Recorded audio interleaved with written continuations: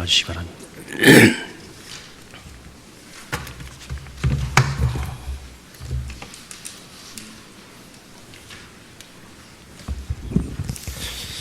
지사님 어저께 본회의에서 봤을 때 제가 머리를 봤습니다. 머리 색깔을 봤는데 네. 최근에 염색하신 것 같네요. 관리를 잘하고 있다는 답을 드리겠습니다. 아니 너무 진한 검색도 아니고 아주 보기 좋습니다. 강상수 의원님과 비슷한 것 같습니다. 예, 고맙습니다. 예. 예, 제가 이제 이번 제가 세 번째 그 소정 질의가 됩니다. 어쨌든 이렇게 횟수가 자주 접할수록 어쨌든 우리 도시상하고 점점 가까워지는 그런 기분이 듭니다. 지난번보다는 더 나아질 거라 생각합니다. 예. 저는 어쨌든 그 지역구가 이제 원도심 지역이라 가지고 어쨌든 그 원도심 활성화에 대해서 그 질문을 하도록 하겠습니다. 좀 이제 원도심 활성화하면 좀 너무 좀 그 포괄적인데 거기에 세세하게 거기에 이제 어떤 소주제로 해가지고 그 질문을 하도록 하겠습니다. 우리 도지사님께서는 이 원도심 활성화를 지금 우리 오래전부터 도정에서 추진해 왔는데 지금 우리 오 지사님께서 바라보는 이 원도심 활성화가 제대로 되고 있는지에 대한 한번 그거에 대해서 한번 좀 전체적인 얘기를 한번 해주시길 바라겠습니다. 원도심 활성화를 단순히 도시재생 사업으로 볼 것이냐, 또 주거복지 사업으로 볼 것이냐, 여러 가지 관점의 차이가 좀 있을 수 있다고 생각합니다. 다만 민선 8기 제2도정에서는 이 문제를 좀 종합적으로 보고 있다는 말씀을 드리고 가로주택 정비 사업 등 일단 주거의 문제에서 좀 더 새롭게 바라보자는 생각을 하고 있습니다. 크게 두 가지입니다. 주거의 문제에 있어서 가로주택 정비 사업, 그다음 두 번째는 공공 분양형 주택 사업을 저희 개발공사가 좀 더 주도적으로 하게 하고 젊은 청년들이 다시 거주할 수 있는 공간으로 만들어보자라는 게 가장 다른 측면이 있을 거라고 생각되어지고요. 두 번째는 15분 도시 조성 사업이 새롭게 펼쳐지고 있는 점이 다른 접근 방식이라고 생각됩니다. 예를 들면 생활권 권역을 묶어서 접근하는 것은 처음 있는 시도이죠. 예를 들면 저희시 같은 경우에는 1도 1동, 2도 1동, 건입동, 3도 1동이 함께 생활 권역을 묶어서 15분 도시 조성 사업, 시범 사업을 하고 있는 것이고, 서귀포는 성산, 정방, 천지 등 이렇게 또 묶어서 15분 도시 조성 사업을 새롭게 시범 사업으로 전개하는 겁니다. 이러한 변화가 일정 정도 성과를 낼 때 다시 원도심이 제 기능을 담당하지 않을까 하는 기대를 갖고 있습니다. 네, 알겠습니다. 예, 저도 그 부분은 잘 알고 있는데요.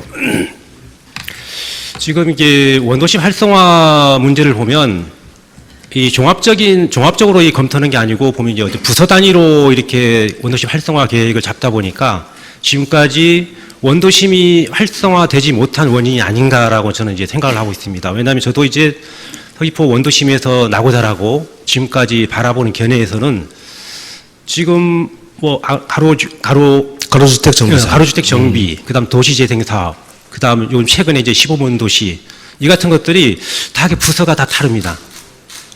종합적인 컨트롤 타워가 없고 각 부서별로 파트끼리만 하다 보니까 어떤 결과물도 도출이 안 되고 어떤 예산은 투입이 되는데 지역에는 효과가 없는 그런 현상들이 벌어지고 있는 이번 같은 경우는 15분 도시 조성 사업이 다른 실국에서 진행되고 있는 모든 사업들을 총망라해서 조정하고 그리고 다시 배분하는 역할들을 하고 있기 때문에 전 다른 접근이라고 보여지고요. 다만 제가 아쉬운 부분은 행정동, 그러니까 원도심에 있는 행정동이 워낙에 다양하게 지금 소규모화되어 있기 때문에 동력을 확보하기가 좀 어려운 측면이 있습니다. 특히 가로주택 정비 사업 같은 경우에 저희들이 지금 3도 1동을 계속 시도를 하고 있는데 지역 주민의 동의를 100% 받기가 어려운 구조입니다. 앞으로 계속 더 노력이 되겠지만 행정 단위에서도 지역 주민들이 함께 협심해서 이런 일들을 성과를 낼 수 있도록 알겠습니다. 그렇게 진행해 주는 게 좋다 생각합니다. 가로주택 정비사업 여기가 나오니까 그러는데요. 지금 서귀포시도 보면 이제 정방동에 가로주택 사업을 하려고 그러다가 그 일대가 토지주가 이제 한 분입니다. 한 분이라서 그 자부담률이 거의 한 200억대 돼가지고 그래서 이제 부담스러워 못하는 경우가 있습니다. 그 부분은 제가 협의가 충분히 가능할 수 예, 있는 그래도 방법이 못한 있다고 부분이 보는데 있고. 오히려 토지 소유주가 주택 소유주가 적은 경우에는 더 협상을 용이하게 할 수도 있다고 생각합니다. 예, 그러나 그런 부분들이 어쨌든 그 토지주가 부담 없이 할 수 있게끔 우리가 행정에서 지원을 해줘야 되거든요. 그래야 그분들이 적극적으로 도시 재생을 위해 가지고 함께 동참하는 것이라고 생각합니다. 그 부분에 대해서는 혹시 그 개발공사로 하여금 충분하게 협의가 좀 더 진행될 수 있도록 저도 한번 체크를 네. 하도록 하겠습니다. 그리고 도시 재생의 어쨌든 문제는 뭐냐면 이제 오래된 건물을 이제 재건축하는데 우리 행정적으로 어떤 좀 완화해야 될 부분들이 좀 많이 있습니다. 예를 들어 가지고 우리 제주시도 마찬가지겠지만 서귀포시 중정로 아시죠? 네. 예, 그래서 제가 이제 도시사님 머릿속에 다 있다고 생각하고 제가 화면을 안 띄우는 겁니다. 네. 한번 그림을 그려봅시다. 중정로 보면 효원사거리부터 서귀포 동문노타리 사이 거기에 도로변을 중정로라고 하는데 그 주변에 보면 이 단층짜리 오래된 건물들이 굉장히 많습니다. 재건축이 안 되고 있습니다. 일종의 쇼핑의 거리죠. 예. 네. 거기가 보면 지금 54필지입니다. 54필지 거기에 보면 69% 차지하거든요. 예, 54필지 60%를 차지하는 게 90평 미만 작은 과소필지입니다. 그러면 과소필지 90평 미만이면은 지하 주차장도 못 만듭니다. 그러면 1층에 필로티구대로 해가지고 1층에 그 황금 상가의 최고 메인 장소를 갖다가 주차장으로 해야 되는 상황이 발생하거든요. 현재 법상으로. 이런 경우에 어쨌든 우리 행정에서 뭐 주차 의무 면제 조항도 있습니다.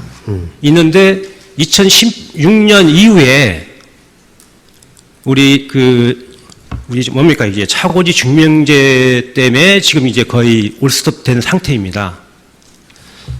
왜냐하면 중정로 같은 경우에는 이제 주차장을 만들었을 경우에 어쨌든 그 도로 교통의 흐름도 방해할 뿐만 아니라 왜냐하면 그 상가마다 만약에 주차장이 있다면 진출입을 계속 해버리면 도로 흐름에도 방해되고 그 다음에 보행자 통행에도 방해를 줍니다. 이런 부분에 대해서 어떤 제주도 전체적이 아닌 어떤 지역 단위로 해가지고 구역을 좀 이렇게 완화해주는 이런 방안이 우리 도에서 필요할 거라고 생각하는데 그 부분에 대해서 우리 도지사님 생각을 묻고 싶습니다. 우선 건물 건축 대상 부지나 인근에 부설 주차장을 설치할 수 있도록 되어 있고요. 현장 확인이 좀 필요하겠습니다만은 설치 의무 면제도 법적으로는 가능한 측면이 있습니다. 그 부분은 별도로 한번 확인을 좀 그 가능은 한데요. 네. 조례상에 돼 있습니다. 그런데 현실적으로 2016년도 이후에 이 차고지 중명제 제도가 나오면서 그게 거의 이루어지지 않고 있습니다. 우선 상업지역에 대한 부분은 좀 더 다르게 접근할 필요가 있다는 네, 생각이 좀 듭니다. 그런 한번 더 부분을 살펴보겠습니다. 한번 검토하셔가지고 제주시도 마찬가지입니다. 그런 부분 많을 겁니다. 그러면 그 부분에 어떤 소단위 지역구를 정해서 이쪽에는 상가 활성화를 위해 가지고 그런 재건축에 도움이 될 수 있는 주차가 걸림돌이거든요. 그러니까 이런 거를 좀 한번 검토해야 될 필요가 있다고 생각합니다. 가로주택 정비 사업 같은 그런 방식으로 상업시설에 대해서도 건축물에 대해서도 함께 검토할 수 있지 않을까 생각이 드는데요. 관련 법률 조항을 한번 찾아보고 가능한 방법을 모색해 보도록 하겠습니다. 네. 알겠습니다. 좀 검토를 잘 해주시길 부탁드리고 그리고 또 참고로 이제 전국 9개 그 기초단체에서는 원도시 활성화 에 관련돼 가지고 그 원도시 활성화 지원들이 또 많이 있습니다. 그 인천광역시 경우는 그 원도심 활성화 특별 회계를 마련해 가지고 그 원도시 활성화에 집중하고 있습니다. 그러니까 이런 부분도 한번 지자체의 어떤 사례도 한번 분석도 하시고요. 그래서 한번 원도심 활성화를 해 가지고 좀 노력을 해주길 부탁드리겠습니다. 그 조례도 한번 살펴보겠습니다. 거기에 또 덧붙여서 이제 서귀포 같은 경우는 이 원도심 활성화의 서기항의 역할이 굉장히 큽니다. 네. 우리 오 지사님께서도 뭐 서귀포 출신이니까 잘 알겠지만 예전에 서기항에서 카페리가 이제 운항이 되고 이랬을 경우에는 굉장히 여행업, 그다음 렌트카, 관광이 활성화되고 이 원도심에 살았습니다. 근데 지금은 그 백길이 이제 끊기면서 굉장히 서귀포가 지금 어려운 상황입니다. 이 부분에서도 원도심 활성화에 굉장히 큰 역할을 할 수 있는 서기항의 어떤 활성화 문제, 이 부분에 대해서는 어떻게 생각하시는지. 네, 말씀해 일단 주십시오. 제가 서귀포항을 가봤을 때는 예전에 봤던 서귀포항의 모습과는 완전히 다른 모습입니다. 예를 들어서 그 천전 입구 쪽에서 천전 쪽을 바라봤을 때, 그 포구 쪽을 바라봤을 때 전망이 상당히 전경이 수려했었는데 요즘은 큰 배가 앞을 가로막는 느낌입니다. 즉 선박의 대형화가 불러온 문제이죠. 그러다 보니까 워낙에 비좁게 되어 있고 손석도 부족한 상황입니다. 그래서 지금 현재 만석 규모 2선석을 확장하는 공사를 원래 7월부터 시작하게 될 것 같습니다. 그렇게 되면 2025년부터 본격적인 사업 발주가 그거는 될 것 같습니다. 28년까지 완료할 것 항만 같습니다. 기본 계획에 네, 들어간 네, 거고요. 그 이제 그 이전에 네. 지금 현재도 당장 이제 카페리 취향이 가능합니다. 현재 시설로도. 이거는 그 카페리 어떤 여객선 부분에 대해서 제가 얘기 드린 거거든요. 왜냐하면 관광객이 서귀항으로 들어와야 예전처럼 서귀포의 관광이 활성화될 수 있다라는 저게 저의 생각이고 그 부분에 대해서 우리 지사님께 생각을 물어보는 겁니다. 수요가 있게 되면 그건 여객선사에서 할 수 있어야 한다고 보여지고요. 수요가 있는가에 대한 예전에 점검이 그 필요합니다. 카페리 취향을 시험 문항까지 했었거든요. 그건 수요가 있었기 때문에 가능했던 수요가 것이죠. 아니 최근에 했는데 문제는 뭐냐면 유류비 지원 문제입니다. 유류비 지원 문제로 인해 가지고 그게 결렬돼서 지금 중단돼서 지금 안 하고 있거든요. 이게 몇 년 전에 이게 했었습니다. 예, 그러니까 문제는 제가 얘기하는 것은 수요라는 것은 소비자가 선택하고 소비자가 그 서비스를 이용하겠다는 의지가 있었을 때 가능한 측면인데 지금 유류비를 더 많이 써가면서 제주항 또는 애월항으로 들어오는 게 아니라 성산항으로 들어오는 게 아니라 서귀포항까지 들어오려면 그만한 메리트가 있어야 될 겁니다. 그만한 메리트를 그러니까 뭘로 그 줄 이제 것이냐 선사의 어떤 홍보 능력 또 우리 도에서의 어떤 서귀항으로 들어옴으로써 글쎄요. 어떤 그 장점이나 이런 것들을 홍보하고 해야 우리가 이제 가만히 앉았을 때 이제 관광객이 들어오고 있지 않거든요. 글쎄요. 수요가 예. 있다 없다 이건 우리의 노력이 달리는 겁니다. 우리 노력 없이 수요를 이렇게 뭐 할 수는 없는 거고. 아니 비용이 예를 들면 제주항으로 오는 것하고 서귀포항으로 가는 것을 육지부하고 연결했을 때 서귀항으로 가는 게 더 편익이 있어서나 서비스 제공에 있어서 더 좋다 이런 게 나와야 되지 않을까요? 그렇죠. 그러니까 그게 서귀항으로 들어왔을 때 어떤 근데 장점이 있느냐, 그거에 대한 혜택가 있느냐, 비용을 이거에 만약에 대해서 유료로 지원을 하게 되면 도민들이 공감할 수 있어야 될 거라고 봅니다. 도민들이 내는 세금을 가지고 활용하는 것인데 그것을 더 비용을 더 주면서 서귀포항으로까지 오게 하기 위해서 도민들이 공감할 수 있는 뭔가를 어떻게 줄 것이냐 저는 이제 그런 부분이 얘기하는 거는 있어야죠. 첫째는 뭐냐면 원도심 활성화를 위한 하나의 방법이다라고 얘기하는 겁니다. 그러니까 네. 그런 부분에 대해서 비용을 만약에 우리가 투자하게 되면 도민공감대가 수용성이 확보된 다음에 투자해야 되는 겁니다. 그것을 어떤 방법으로 어떻게 도민들을 설득할 것인지에 대한 고민이 네. 우선돼야 한다는 걸 그럼 말씀드리는 거고 도민공감대 부분 예를 들면 제 네. 같으면 서귀포항을 활성화시키기 위해서는 서귀포항을 기점으로 하는 일단 여행 상품을 저는 많이 만들었으면 좋겠습니다. 예를 들어서 인근 앞바다를 조망하는 그런 페리 내지는 야간 투어 프로그램을 어떻게 만들 것인지 이런 부분에서 더 접근이 더 필요하지 않을까 싶습니다. 그렇습니다. 맞습니다. 이제 어쨌든 서귀포항의 장점은 아름다운 해안 관광입니다. 해안. 바다에서 바라보는 한라산과 이제 그 기암절벽에 있는 뭐 폭포 이런 것들이고 그래도 그런 장점이 충분히 있으니까 우리가 얼마든지 홍보를 하면 서귀항으로 여객선을 유치할 수 있다. 그렇게 생각을 하고 이거는 도에서 좀 심도 있게 한번 지금은 생각해 예를 볼 수 들면 있다고 투자와 제주를 오고 가는 지금 여객선도 적자를 면치 못한다고 이제 사업을 폐기하겠다고 하고 있는 상황입니다. 그럼 이 노선을 어떻게 살리는가도 지금 현재 상당히 중요한 문제이고 저로서는 다급한 문제입니다. 그런데 그런 문제가 아니라 관광객을 예를 들어서 여수에서 내지는 목포에서 서귀포항으로 보내기 위해서 우리가 더 예산을 투입해야 한다. 예를 들어 투자도민의 입장에서는 과연 이걸 수용할 수 있겠는가라는 그 점도 검토가 있어야 될 것 같습니다. 네, 다양한 그 방식으로 정도로 하겠습니다. 검토하겠습니다. 네. 원도심 활성화입니다. 저의 목표는. 네. 네. 예, 다음은 그 우리 관광약자가 접근 가능한 관광. 예를 들어 우리 무장의 관광. 네네. 예, 이런 부분을 중점을 맞춰서 지지하도록 하겠습니다. 네네. 지사님, 우리가 26년도 우리 전국체전 유치를 이제 했습니다. 네. 예, 전국 장애인체전과 전국 소년체전, 전국 학생 장애인체전, 생활체육대회 등 5개 전국대회가 치러지는 것으로 예, 알고 있습니다.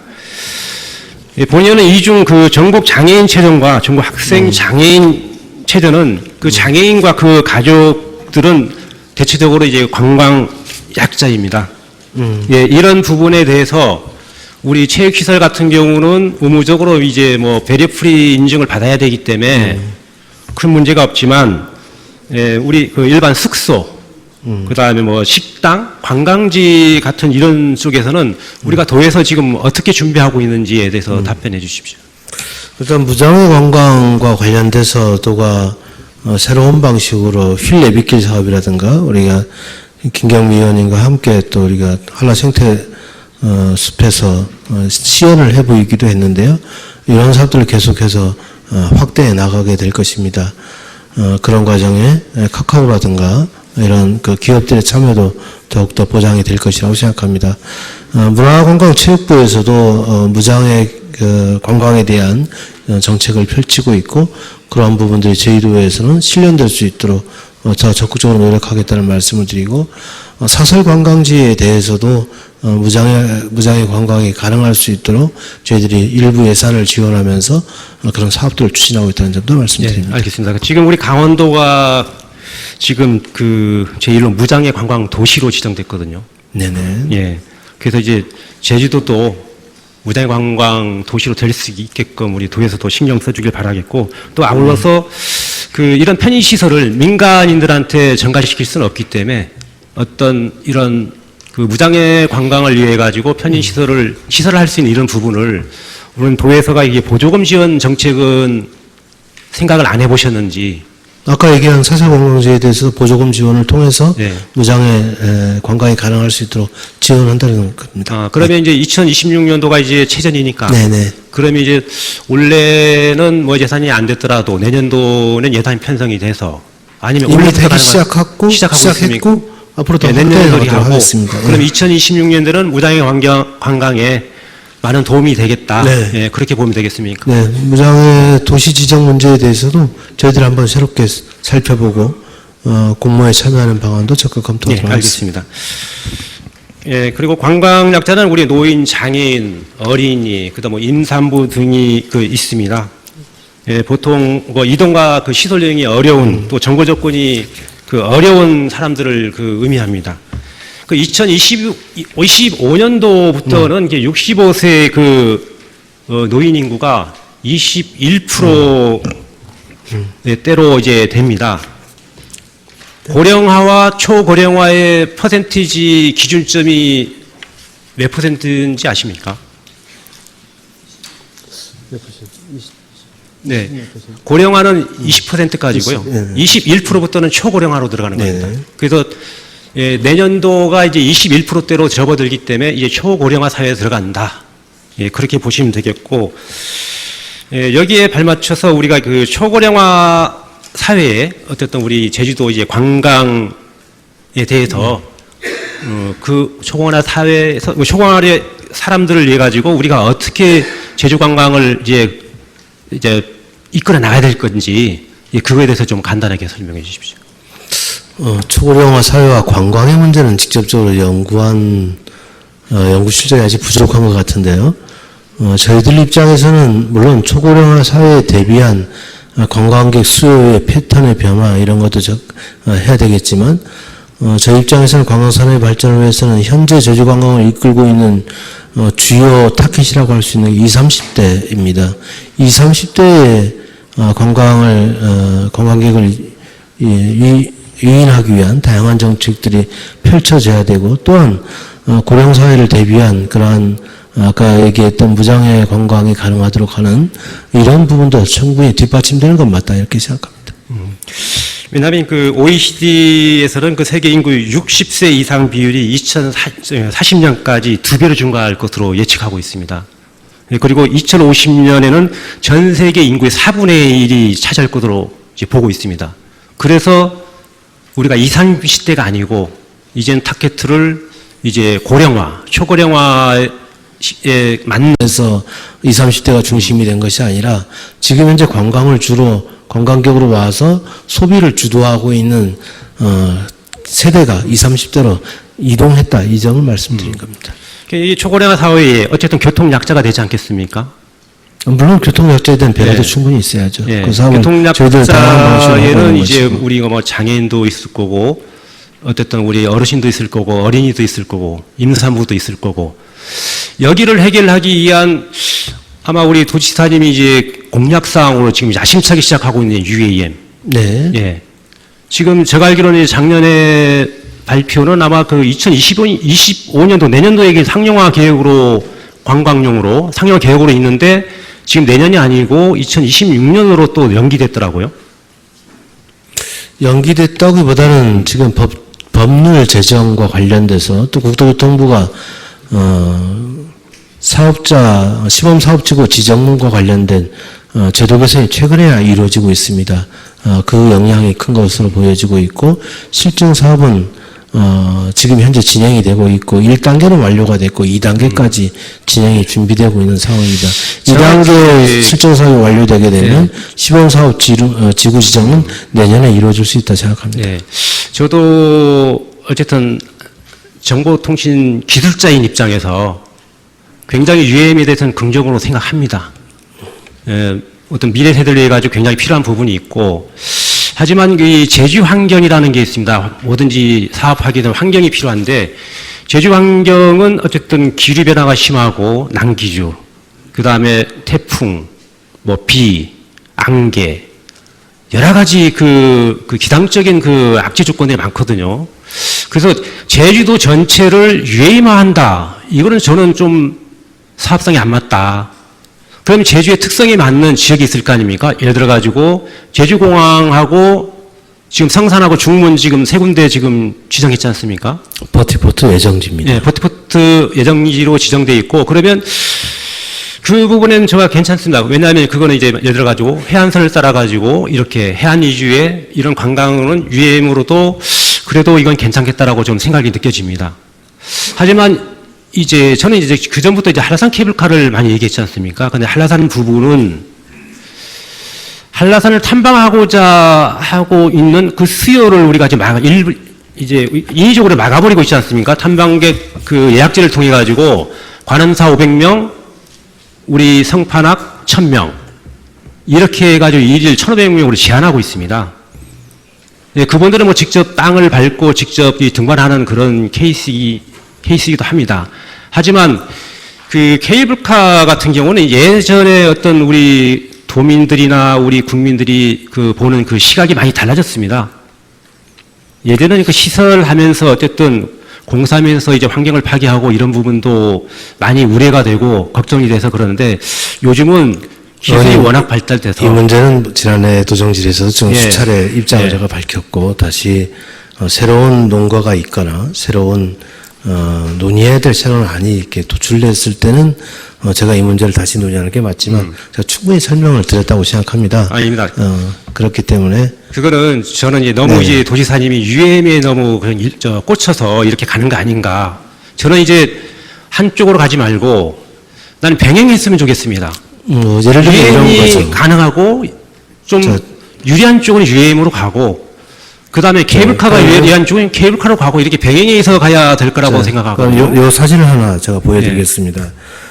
지금 이게 버티포트 입지인 제주공항 내 버티포트 입지, 그리고 성산 내 버티포트 입지, 그리고 중문 관광단지 안에 있는 ICC 인근의 버티포트 입지입니다. 그런데 여기에는 지금 세 가지 노선이 정해져 있습니다. 제주와 성산, 그리고 제주와 서귀포, 그리고 한라산을 도는 회랑이라고 합니다.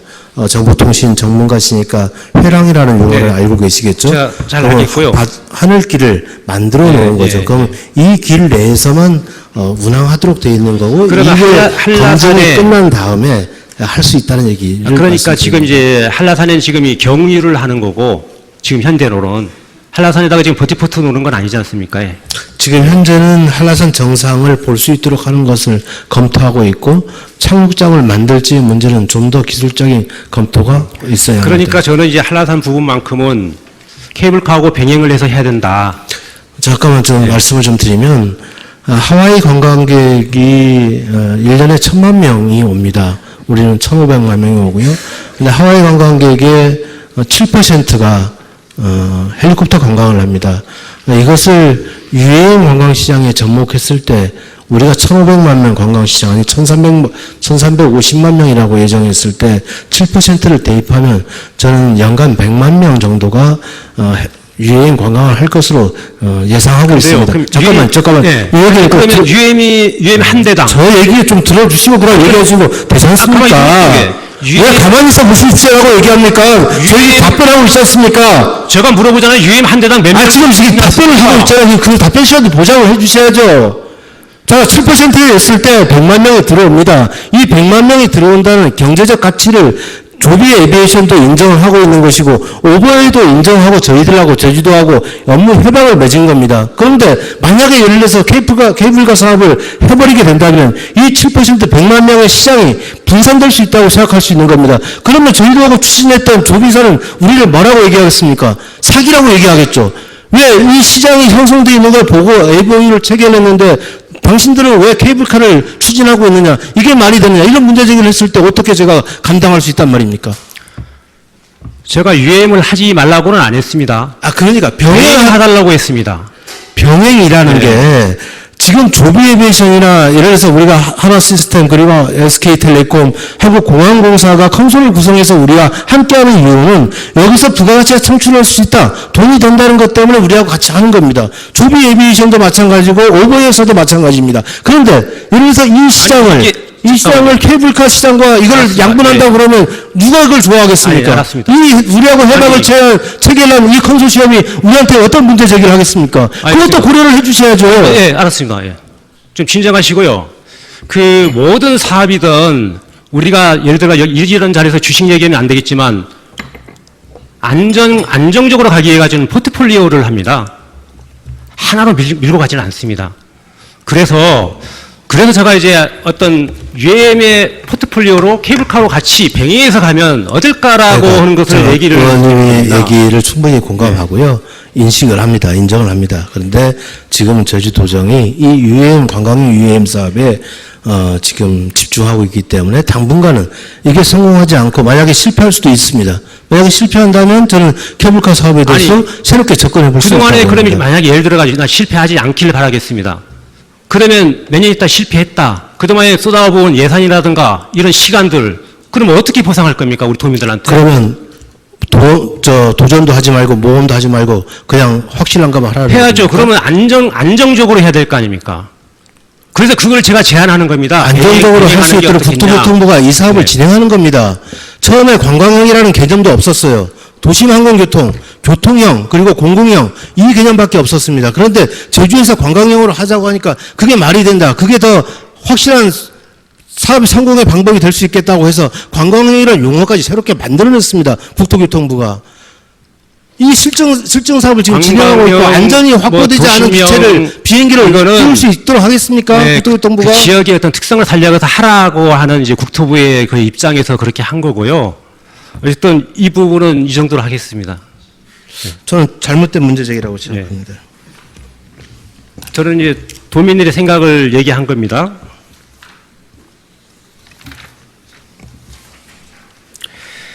그리고 또 제가 이제 왜 또 케이블카를 얘기했냐면 우리가 크루즈가 지금 제주항, 강정 크루즈항으로 들어옵니다.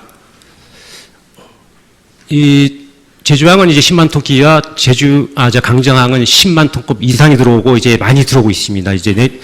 이제 올해도 이제 313척에 이제 들어오게 되는데 굉장히 그 신청이 이제 쇄도하는 걸로 지금 알고 있습니다. 그러면 거기에 오시는 분들이 우리 도내에 머무는 게 직접 들어오는 게 4시간 반에서 5시간이거든요.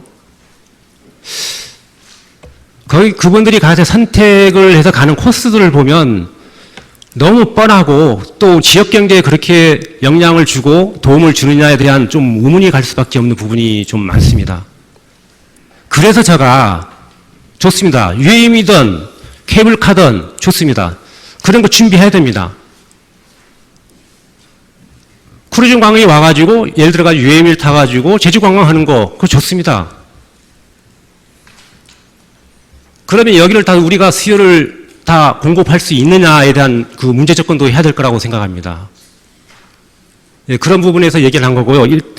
일단 케이블카 뭐 UAM 부분은 이 정도로 이제 하겠습니다. 시간이 없어서. 그 다음은 그 서귀포시 그 공공산후조리원이 있습니다. 그 다음에 우리 서귀포 의료원, 예, 부설 또 산후조리원이 있고요. 그런데 여기에 그 가동률을 보면 예전부터 우리가